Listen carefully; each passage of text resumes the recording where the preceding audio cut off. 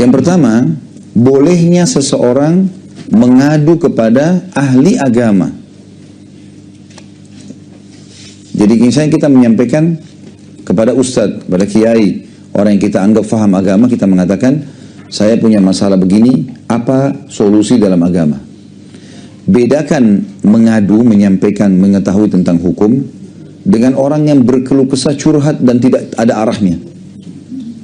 Ada orang gitu, telepon lama sampai 2 jam. Bukan, jadi dia cerita sebenarnya. Ujung-ujungnya pertanyaan cuman, apakah saya sudah cerai atau tidak? Tapi ceritanya 2 jam tadi sebelumnya. Udah, suami saya ucapin kalimat cerai, jatuh nggak? Hukumnya bagaimana? Selesai. Gak usah panjang-panjang gitu kan. Hukum syari. Nanti kalau masalah keluh kesahnya kepada Allah Subhanahu Wa Taala. Nggak ada gunanya, karena yang menguasai. Saya sudah kasih contoh tadi kan. Bagaimana suaminya si perempuan tadi jadi sadar justru karena doa. Allah yang bisa bolak-balikan hati manusia. Bisa mengubah semua, tidak ada yang mustahil. Kan gitu. Jadi di sini boleh kita menanyakan hukum, mengadu, artinya kejadian terjadi begini, bagaimana hukumnya kepada ahlinya. Dan usahakan hindari selain ahli agama ini. Ada orang subhanallah semua temannya tahu. Semua begitu lihat mukanya orang, saya mau mengeluh nih. Sebentar saya mau curhat ya, sebentar saya mau curhat ya. Semua orang tahu masalahnya. Jadi kalau dia lewat seperti sudah tidak berpakaian, orang tahu, oh si fulan masalahnya ini. Sekarang dia ceritain tentang ibu sekarang punya masalah sama suami. Ceritakan tentang suaminya ibu. Orang tahu nih, semua teman-temannya ibu tahu. Terus kemudian satu waktu ibu baikan sama suami. Ibu jalan, malu gak kira-kira? Loh katanya kemarin begitu, sekarang udah baikan. Jadi akhirnya kalaupun ibu nanti curhat lagi yang kedua kali, kemarin kan sudah nggak apa-apa. Kok gitu? Nah? Jadi nggak nyaman. Kalau kita berkeluh kesah sama orang tua kita misalnya, telepon, saya begini, saya begini, saya begini.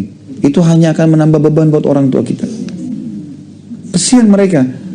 Mungkin mereka dengarin penyampaian kita, tapi setelah tutup, jadi beban, dia kepikiran.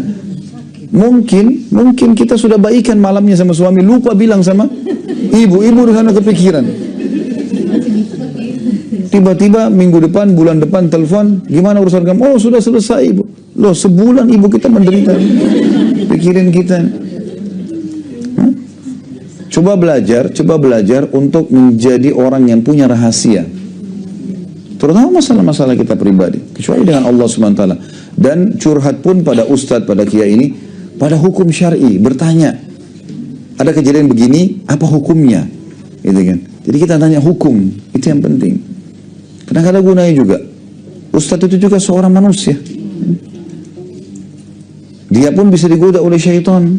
Ya? Berapa banyak orang begitu, akhirnya curhat-curhat, akhirnya terjadi perbuatan yang tidak benar. Bukan itu. Gitu kan? Saya kalau ada yang bertanya, pertanyaannya sudah kemana-mana, saya nggak jawab. Saya cuma bilang, poin pertanyaannya apa bu? Saya tanya ini, baik, hukumnya ini, selesai.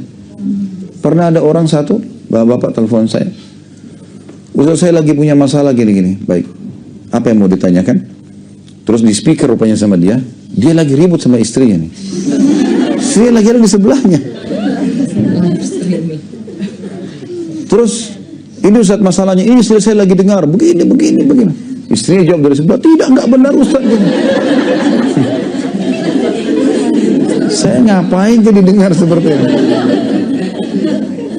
Setiap saya panggil, Pak, sudah Pak. Oh masih ribut, kamu yang begini kamu. Saya matiin teleponnya. Telepon lagi sudah saya nggak jawab. Untuk apa ini gitu kan? Nggak tepat. Kita kalau lagi ada masalah, saya bilang tadi, cari solusi saja. Apa jalan keluarnya? Dan kalau orang yang salah minta maaf, orang yang benar memaafkan. Clear, selesai. Dan semua manusia pasti punya salah. Asal orang itu mau menyadari kesalahannya, sudah selesai sebenarnya. Kita aja punya salah banyak kan gitu. Kalau mau tidak punya masalah nikah sama boneka. Bukan manusia. Nggak ada pikirannya, nggak ada perasaannya, udah. Nggak pernah marah, mau dicubit, mau dipotong pun nggak apa-apa. Buang di sampah juga nggak apa-apa. Manusia nggak bisa. Jadi semestinya harus faham masalah ini ya. Jadi pelajaran pertama dari hadits ini, bolehnya seseorang menyampaikan permasalahannya untuk menaikkan hukum hanya kepada ahlinya. Itu adalah ahli agama.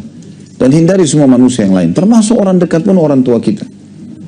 Karena kesian mereka gitu kan. Kecuali orang tua kita memang ahli agama, faham agama, memang dia bisa berikan gambaran, tidak ada masalah. Mungkin ayah kita seorang ustadz juga atau kiai, kita bisa bertanya, dia bijak, nggak ada masalah. Tapi kalau enggak lebih baik jangan. Makanya Khabbab bin Arat waktu itu sebenarnya ada Abu Bakar, ada Umar, ada Abu Bakar, ada Ali bin Abi Thalib, ada banyak sahabat-sahabat Nabi. Beliau tidak datang ke sana, beliau datang kepada Rasulullah SAW. Tahu ini ahlinya.